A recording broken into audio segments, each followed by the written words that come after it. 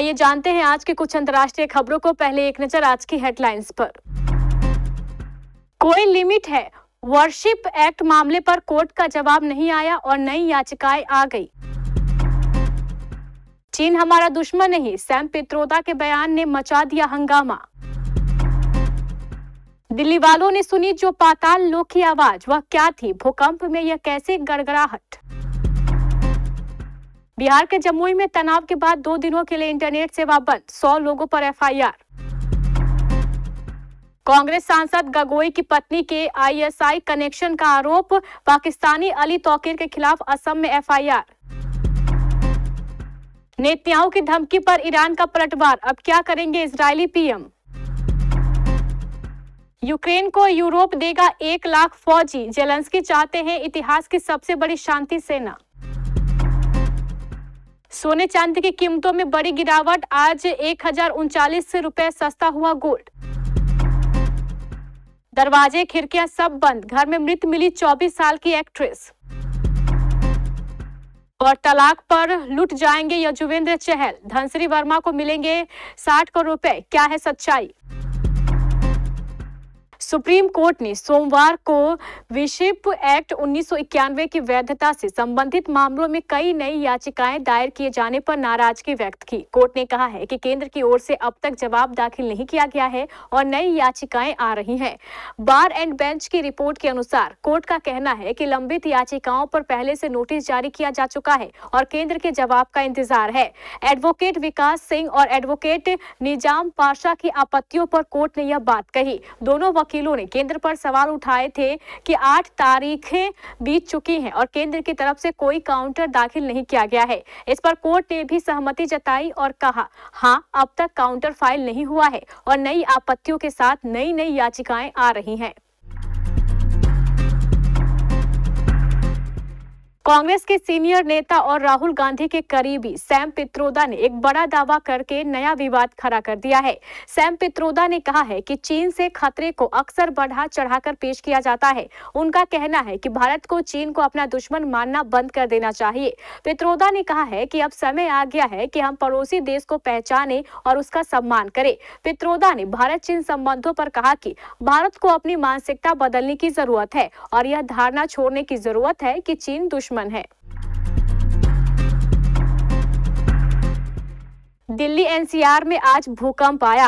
आज सोमवार सुबह 5:36 पर दिल्ली वाले कांप उठे। दिल्ली वालों के लिए भूकंप कोई नई बात नहीं थी। अक्सर जब नेपाल, पाकिस्तान या आसपास के इलाकों में धरती कांपती है तो दिल्ली वाले भी डोल जाते हैं।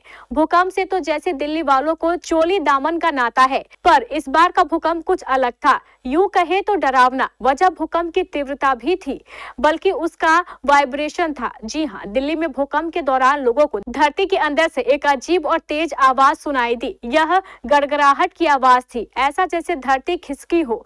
दिल्ली वालों ने भूकंप के साथ जो अजीब सी आवाज सुनी, उससे उनके होश उड़ गए। यह पाताल लोक से आई अजीब आवाज थी। कुछ लोगों ने इसकी तुलना समुद्र में उठती लहरों से की तो कुछ ने गड़गड़ाहट से। बिहार के जमुई में 2 पक्षों के बीच तनाव का मामला गहराता जा रहा है। झाझा प्रखंड क्षेत्र के बलियाडीह गांव स्थित शिव मंदिर परिसर के हनुमान मंदिर में पूजा पाठ करके प्रसाद वितरण कर लौट रहे श्रद्धालुओं पर रविवार की देर शाम को असामाजिक तत्वों ने पथराव कर दिया था, जिसमें आधा दर्जन से अधिक लोग जख्मी हुए थे। कई वाहनों को क्षतिग्रस्त कर दिया गया था। इस घटना के बाद गाँव में उबाल है। पुलिस ने फ्लैग मार्च किया और 8 लोगों को गिरफ्तार किया है। एहतियातन इंटरनेट सेवा बंद कर दी गई है। रविवार को हनुमान चालीसा पाठ के आयोजन में शामिल होकर लौट रहे लोगों पर पथराव होने के बाद झाझा का माहौल गरमाया हुआ है। असम पुलिस ने कांग्रेस सांसद गौरव गोगोई की पत्नी के पाकिस्तान की खुफिया एजेंसी आईएसआई कनेक्शन विवाद मामले में पाकिस्तानी नागरिक अली तौकीर शेख और अन्य के खिलाफ एफआईआर दर्ज की है।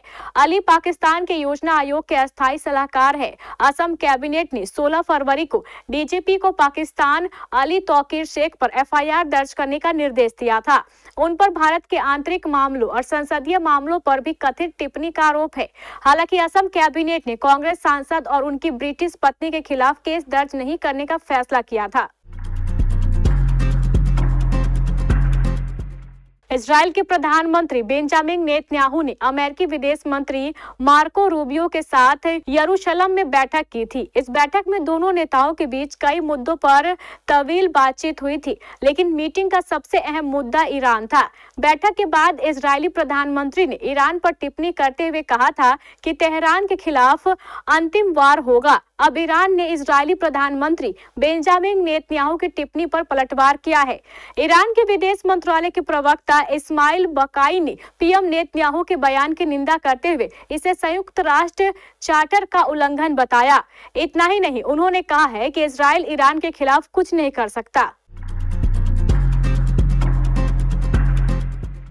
यूक्रेन और रूस के बीच 3 साल से जारी लड़ाई को रोकने की कोशिश में हालिया समय में तेजी आई है। रूस और अमेरिका के बीच इस मुद्दे पर सऊदी अरब में बातचीत होना तय हो गया है। इन सब के बीच यूक्रेन की सरकार अपने देश की सुरक्षा की गारंटी पर जोर दे रही है। ऐसे में यूक्रेनी राष्ट्रपति वोलोदिमीर जेलेंस्की ने रूसी बॉर्डर पर 1 लाख सैनिकों की एक शांति सेना तैनात करने का प्रस्ताव रखा है। उनका यह प्रस्ताव अमेरिका के यूक्रेन की नाटो सदस्यता हासिल करने की कोशिशों को खारिज करने के बाद आया है।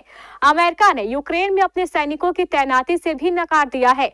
ऐसे में जेलेंस्की सुरक्षा की वैकल्पिक गारंटी की तलाश कर रहे हैं। हालांकि इसमें बड़ा सवाल ये है कि क्या अमेरिका के किनारा करने के बाद यूरोप अकेले इतनी बड़ी शांति सेना जुटा सकता है। यूरेशियन टाइम्स की रिपोर्ट के मुताबिक खामेलिन तस्की परमाणु ऊर्जा संयंत्र के दौरे के दौरान जेलेंस्की ने कहा है कि सवाल सुरक्षा की गारंटी का है।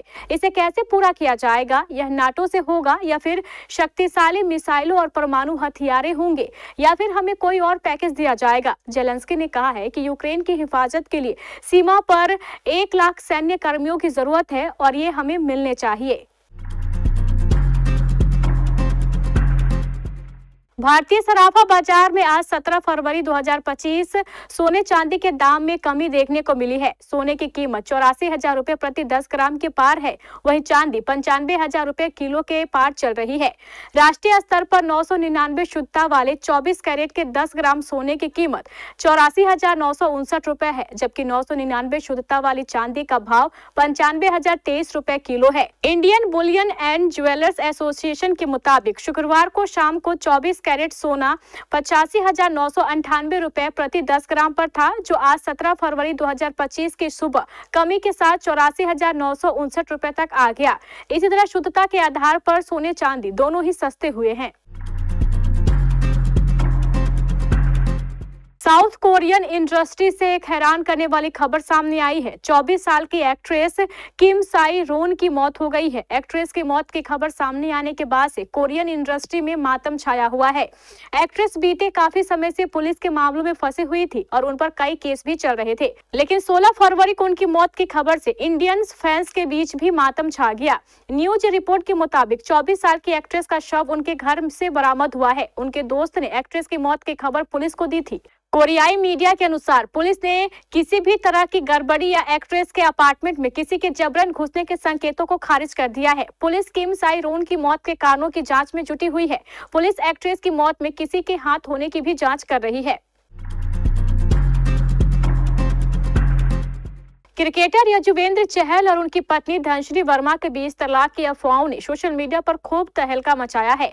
चहल पर 60 करोड़ रुपए की भारी भरकम एलिमनी की मांग की अटकलें लगाई जा रही है, लेकिन इन अफवाहों की कोई आधिकारिक पुष्टि नहीं हुई है। चहल ने खुद इन अफवाहों पर दुख जताया और लोगों से इनमें ना पड़ने की अपील की।